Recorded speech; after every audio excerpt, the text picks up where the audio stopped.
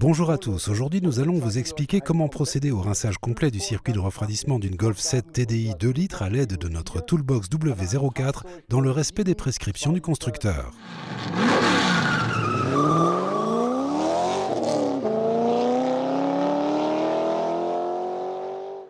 Aujourd'hui, nous nous sommes une fois encore aventurés hors de notre studio pour rejoindre le campus de formation de la Chambre des métiers et de l'artisanat de Hanovre.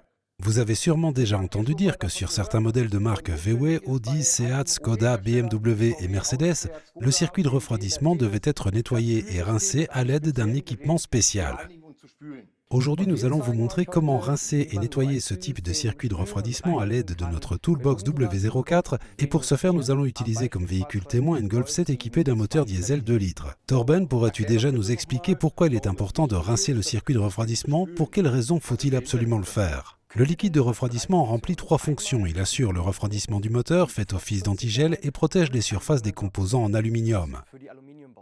Le liquide de refroidissement est conçu pour durer aussi longtemps que le véhicule, mais il arrive parfois que certains organes en aluminium, tels que le radiateur, l'échangeur thermique du système de chauffage ou le refroidisseur d'air de suralimentation, doivent faire l'objet d'un remplacement dans le cadre de travaux de réparation. En pareil cas, le circuit de refroidissement doit être entièrement rincé et nettoyé. Exactement, les surfaces sont protégées par des additifs contenus dans le liquide de refroidissement. Si nous retirons du circuit un composant en aluminium tel que l'échangeur thermique et que nous le remplaçons par une pièce neuve, ces surfaces ne bénéficieront pas de cette protection et seul l'ajout de nouveaux additifs pourra pallier ce problème.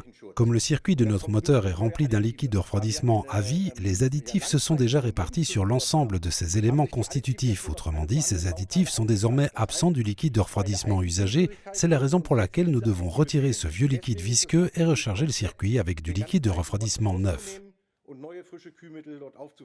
Et nous allons vous expliquer comment procéder au rinçage du circuit dans le respect des prescriptions du constructeur. Cette procédure comporte plusieurs étapes. Tout d'abord, il nous faut préparer le véhicule. Puis nous procéderons à un test de dépression et remplirons la totalité du circuit avec de l'eau distillée. Nous effectuerons ensuite un double rinçage du circuit de refroidissement à l'eau distillée. Puis nous le rincerons 2 fois supplémentaires avec du liquide de refroidissement. Une fois ces opérations réalisées, nous contrôlerons le niveau et la qualité du liquide de refroidissement. Puis pour terminer, nous procéderons à la purge du circuit dans le respect des consignes du constructeur à l'aide de la valise diagnostic. Allons-y.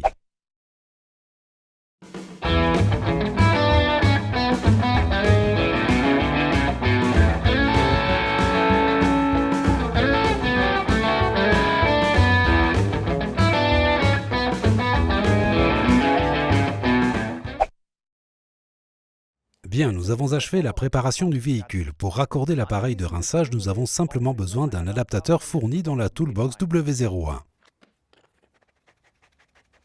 Puis nous préparons l'appareil et raccordons notre pompe à la batterie du véhicule.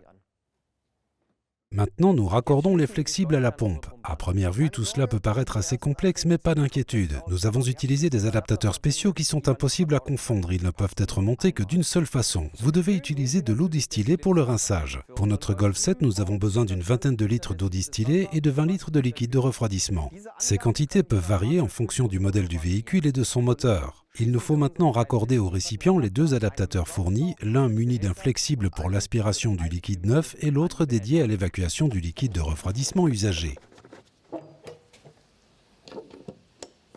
Tout d'abord, il nous faut purger l'équipement. Pour ce faire, nous mettons en marche la pompe et ouvrons brièvement les robinets d'arrêt A et B afin de ne pas pomper d'air dans le circuit de refroidissement. Puis nous raccordons l'équipement à l'adaptateur monté sur le vase d'expansion.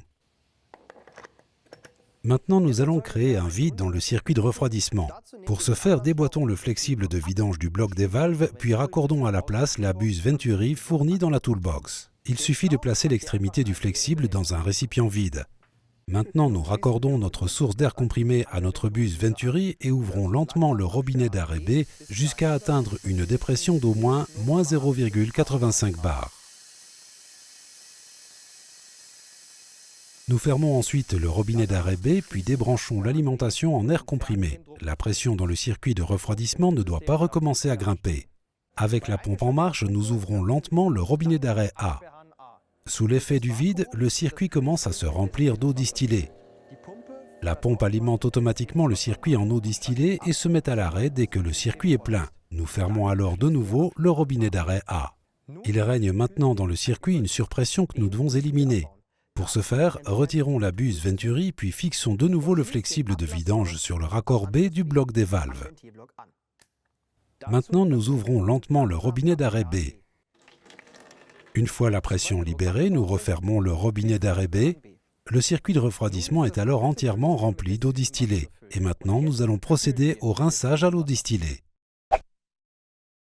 Veillez à bien respecter les instructions du constructeur car sur certains modèles, d'autres opérations peuvent s'avérer nécessaires. Sur notre Golf 7, nous avons dû au préalable débrancher la sonde de température de liquide de refroidissement et faire tourner le moteur pendant 1 minute. Commençons maintenant le rinçage du circuit à l'eau distillée. Pour ce faire, nous raccordons le flexible de rinçage à la durite de retour du vase d'expansion et fermons le vase d'expansion à l'aide d'un bouchon.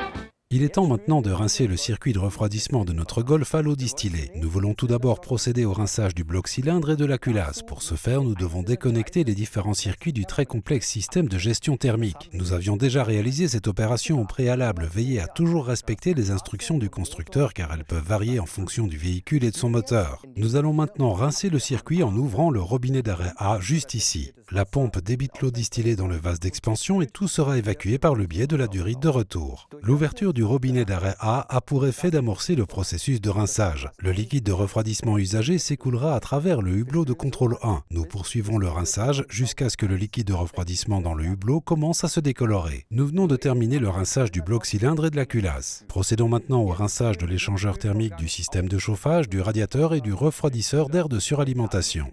Rebranchez les différents circuits en respectant les instructions du constructeur et là encore, poursuivez le rinçage jusqu'à ce que le liquide de refroidissement usagé dans le hublot de contrôle 1 commence à se décolorer.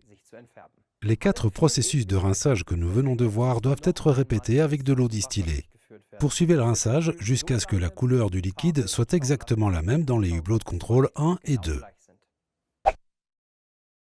Nous venons donc de débarrasser le circuit de refroidissement de son liquide de refroidissement usagé. Le circuit est désormais entièrement rempli d'eau distillée. Nous voulons maintenant le remplir de liquide de refroidissement neuf. Pour ce faire, nous allons répéter chacun des 4 processus de rinçage en utilisant cette fois du liquide de refroidissement. Nous avons donc remplacé l'eau distillée par du liquide de refroidissement. Nous poursuivons le rinçage jusqu'à ce que la couleur du liquide de refroidissement soit clairement perceptible dans le hublot de contrôle 1.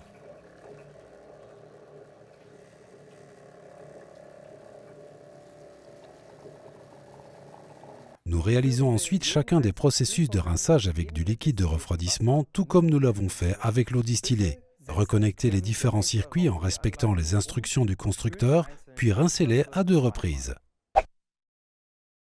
Après avoir procédé au rinçage des 4 circuits avec du liquide de refroidissement, vous pouvez mettre la pompe à l'arrêt. Une certaine pression résiduelle peut encore subsister dans le circuit. Ouvrez tout simplement le robinet d'arrêt B pour faire tomber la pression dans le circuit. Rebranchez ensuite la durite de retour sur le vase d'expansion. Pour ce faire, détachez le flexible de rinçage et retirez le bouchon.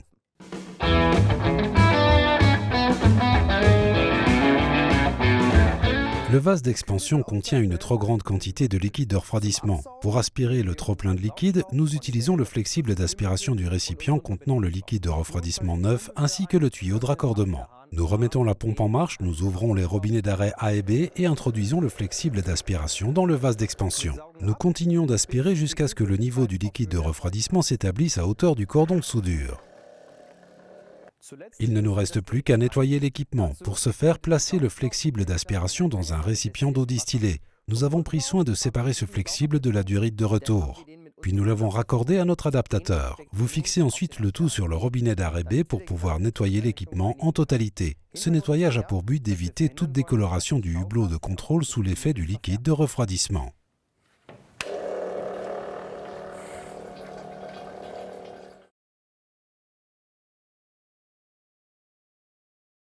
Enfin, il ne vous reste plus qu'à débrancher le flexible de rinçage et à l'obturer à l'aide du bouchon. Une fois cette opération effectuée, vous pourrez achever les travaux sur le véhicule en suivant les instructions du constructeur et purger le circuit de refroidissement en totalité à l'aide d'une valise de diagnostic. Après avoir procédé à la purge du circuit de refroidissement avec la valise de diagnostic, il vous faudra encore contrôler la qualité du liquide de refroidissement à l'aide d'un réfractomètre. Vous aurez alors achevé le rinçage du circuit de refroidissement du véhicule dans le respect des spécifications du constructeur. C'est une des des raisons pour lesquelles il est nécessaire de procéder au rinçage du circuit de refroidissement, mais il y en a d'autres, notamment à chaque fois qu'il existe un doute quant à la composition du liquide de refroidissement, suite par exemple à l'ajout d'un liquide de refroidissement inapproprié, à l'utilisation d'eau non distillée pour faire l'appoint ou à la présence de contaminants, voire de corrosion dans le circuit. Dans toutes ces situations, il est impératif de procéder à un nettoyage et à un rinçage du circuit de refroidissement. Cette règle vaut également pour les véhicules les plus anciens. Toutefois, sur ce type de véhicule, il n'est pas nécessaire de déconnecter les différents circuits du système de refroidissement. Le rinçage du système s'effectue uniquement via la durite de retour. Et dans ce cas, vous pouvez également utiliser notre Toolbox W04. Tout est clair pour vous?